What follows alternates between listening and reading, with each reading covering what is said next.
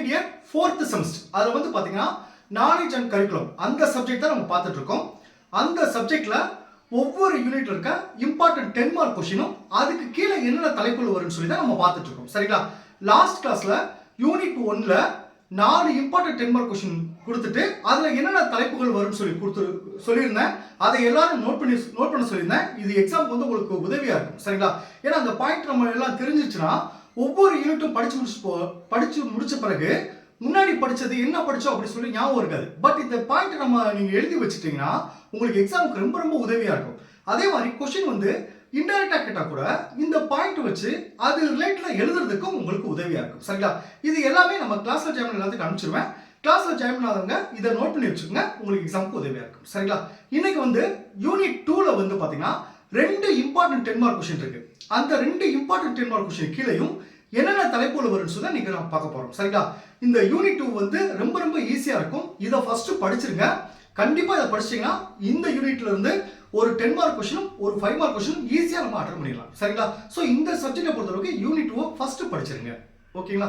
Okay, இப்போ வந்து அந்த யூனிட் 2ல இம்பார்ட்டன்ட் கொஸ்டின் நம்ம சொல்றதுக்கு முன்னாடி நம்மளுடைய இந்த 4th செமஸ்டர் கிளாஸ்ல புதுசா ஜாயின் பண்றதுக்கு நிறைய பேர் கால் பண்றீங்க. நீங்க எப்படி ஜாயின் பண்ணனும்னா என்னுடைய மொபைல் நம்பர் 9159084262 இந்த நம்பருக்கு நீங்க கால் பண்ணுங்க. நம்மளுடைய கிளாஸ்ல நீங்க எப்படி ஜாயின் பண்ண சொல்லி நான் உங்களுக்கு டீடைலா சொல்லிடுவேன். அதே மாதிரி புதுசா ஜாயின் பண்ணவங்களுக்கும் நான் இதுவரைக்கும் நடந்த அந்த பழைய கிளாஸ் நோட்ஸ் எல்லாமே நான் அனுப்பிச்சு வச்சிருக்கேன். சரிங்களா? ஓகே, இப்போ வந்து பாத்தீங்கன்னா நம்ம யூனிட் 1ல வந்து நான் ஆல்ரெடி சொல்லியிருந்தேன். யூனிட் 1ல வந்து 4 இம்பார்ட்டன்ட் 10 மார்க் கொஸ்டின் பார்த்திருந்தோம். அந்த 4 இம்பார்ட்டன்ட் 10 மார்க் கொஸ்டின் கீழயும் ஒவ்வொன்றுக்கு என்னென்ன தலைப்புகள் வரும் சொல்லி பார்த்திருந்தோம். சரிங்களா? இன்னைக்கு வந்து பாத்தீங்கன்னா யூனிட் 2ல ஒரு 2 முக்கியமான 10 மார்க் கொஸ்டின் இருக்கு. யூனிட் 2 பாருங்க, கலைத்திட்டம் என்பதன் பொருள், இயல்புகள் மற்றும் கோட்பாடுகள். இதுல 2 இம்பார்ட்டன்ட் 10 மார்க் கொஸ்டின் இருக்கு. ஒன்னு வந்து பாத்தீங்கன்னா கலைத்திட்ட வளர்ச்சி கோட்பாடுகள், கலைத்திட்ட வளர்ச்சி கோட்பாடுகள். 2 கலைத்திட்ட வடிவமைப்பின் வகைகள். இந்த 2 கொஸ்டின் ரொம்ப ரொம்ப முக்கியமானது. ஏதாவது ஒன்னு வந்து உங்களுக்கு எக்ஸாம் வரதுக்கான வாய்ப்பு அதிகமா இருக்கு. சரிங்களா? ஃபர்ஸ்ட் ஒன்னு இந்த கலைத்திட்ட வளர்ச்சி கோட்பாடுகள். இதுக்கு கீழே பாத்தீங்கன்னா மொத்தம் 9 பாயிண்ட் வரும். இது ஆல்ரெடி நான் கிளாஸ் எடுத்திருக்கேன். நம்ம சேனல்ல போய் பிளேலிஸ்ட்ல பாத்தீங்கன்னா நான் இந்த சப்ஜெக்ட்கான கிளாஸ் எல்லாமே அதுல இருக்கும், நீங்க அதுல பாத்துக்கலாம். சரிங்களா? ஃபர்ஸ்ட் பாயிண்ட் பாருங்க, ஒட்டுமொத்த அனுபவங்கள் என்னும் கோட்பாடு. ஒட்டுமொத்த அனுபவங்கள் என்னும் கோட்பாடு. செகண்ட் பாயிண்ட் பாருங்க, குழந்தை மைய கோட்பாடு. குழந்தை மைய கோட்பாடு. தேர்ட் பாருங்க, போற்றி பாதுகாத்தல் மற்றும் படைப்பாற்றல் கோட்பாடு. போற்றி பாதுகாத்தல் மற்றும் படைப்பாற்றல் கோட்பாடு. 4 பாருங்க, ஒருங்கிணைத்தல் கோட்பாடு. 5 நெகிழ்வுத்தன்மை கோட்பாடு. 6 பயன்பாட்டு கோட்பாடு. 7 மன ஒழுக்க கோட்பாடு. 8 சமூகத்தன்மை நிறைவுறும் கோட்பாடு.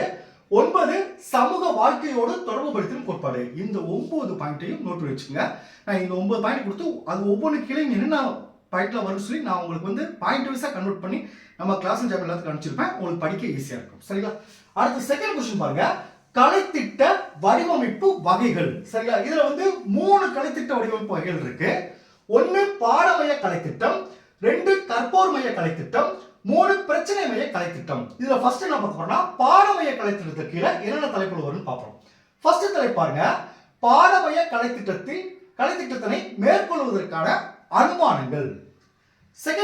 செகண்ட் தலைப்பு பாருங்க, பாடமைய கலைத்திட்டத்தின் முக்கிய அம்சங்கள். இந்த முக்கிய அம்சங்களுக்கு கீழே என்ன தலைப்பு வரும் பாருங்க. 1 குறிக்கோள், பாடப்பொருள், கட்டமைப்பு, கற்பித்தல் பொருட்கள், கற்றல் செயல்கள், கற்றல் குழுவும் கற்கும் இடமும், அடுத்து கற்கும் நேரம், கற்பித்தல் முறை, மதிப்பிடுதல். இது வந்து இந்த 2வது பாயிண்ட் கீழே இதெல்லாம் வரும். சரிங்களா? நான் இப்ப கொடுத்திருக்க மாதிரி நீங்க பிரசன்ட் பண்ணீங்கன்னா உங்களுக்கு மார்க் நல்ல மார்க் வரும். அடுத்து பாருங்க, 3வது தலைப்பு பாருங்க, பாடமைய கலைத்திட்டம் பற்றிய விமர்சனங்கள். இந்த 3 தலைப்பு வரும். 2வது தலைப்பு கீழே என்னென்ன வரும் சொல்லி நான் கொடுத்திருக்கேன். சரிங்களா? செகண்ட் பாருங்க, கற்போர் மைய கலைத்திட்டம். இதுல என்னென்ன வரும்? ஃபர்ஸ்ட் பாயிண்ட் பாருங்க, கற்போர் மைய கலைத்திட்டத்தின் முக்கிய அம்சங்கள். இந்த முக்கிய அம்சங்கள் கீழே என்னென்ன வரும் பாருங்க, கட்டமைப்பு, குறிக்கோள்கள், பாட கருத்துக்கள், கற்பித்தலும் கற்றலும், அடுத்து கற்றல் குழுக்கள், அடுத்து கால அட்டவணையும் கற்கும் இடங்களும், அடுத்து ஆசிரியரின் பங்கு பணிகள், அடுத்து கற்றல் மதிப்பீடு. செகண்ட் பாயிண்ட் பாருங்க, கற்போர் மைய கலைத்திட்டத்தின் குறைகள். இதுல 2 தான் வந்திருக்கு. முதல் கீழே தான் இந்த தலைப்புலாம் வரும். சரிங்களா? அடுத்து 3வது பாருங்க, பிரச்சனை மைய கலைத்திட்டம். இது பாருங்க, ஃபர்ஸ்ட் பிரச்சனை மைய கலைத்திட்டத்தின் சிறப்பு அம்சங்கள் என்ன? அது கீழே என்ன வரும்னா கட்டமைப்பு, அதாவது முன்னாடி என்ன சொன்னமோ அதே பாயிண்ட் தான் இதுக்கு வரும் பாருங்க. கட்டமைப்பு, குறிக்கோள்கள், பாடப்பொருள், கற்றல் கற்பித்தல் செயல்கள், ஆசிரியரின் பங்கு பணிகள், கற்றல் மதிப்பீடு. செகண்ட் பார்ட் பாருங்க, பிரச்சனை மைய கலைத்திட்டத்தின் நிறைகள். தேர்ட் பாருங்க, பிரச்சனை மைய கலைத்திட்டத்தின் குறைகள். இந்த பாயிண்ட்ல நோட் பண்ணி வச்சுங்க. இதை நீங்க நான் அனுப்பணும்னு சொல்லி ஒன் டைம் ரீட் பண்ணா உங்களுக்கு ஈஸியா புரியும். சரிங்களா? Okay, thank you students. நம்ம அடுத்த கிளாஸ்ல பார்ப்போம்.